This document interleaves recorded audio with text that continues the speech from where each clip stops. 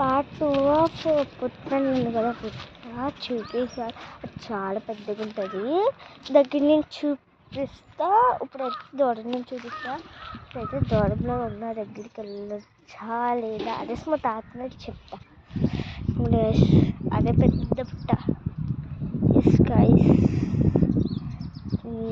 Nearly అదే పెద్ద పుట్ట.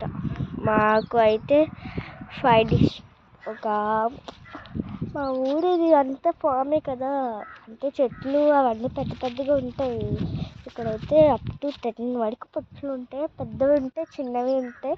కొన్ని కనబడవు మనకి, ఇలా చిన్న హోల్స్లో ఉంటే కొన్ని అలా ఉంటాయి. మళ్ళీ ఇందులో ఉంటే కొన్ని అలాగా అందులో ఉంటే అందుకే ఎక్కడికి వెళ్ళకూడదు మనం. మీకు పార్ట్ 3లో అయితే ఒకటి చూపిస్తాను. పాము పొరలు ఇప్పేసి వెళ్ళిపోతాయి, అలాంటివి చూపిస్తాను. ఇప్పుడు తాత దగ్గరికి వెళ్ళొచ్చా? ఓకే గాయ్స్, ఇప్పుడైతే ఉండమంటారు కదా సమ్మర్ సీజన్. లోపల ఉంటే మనం ఏం చెయ్యపెట్టాం, పోస్తాం అంతే. అందుకే ఇప్పుడు గైస్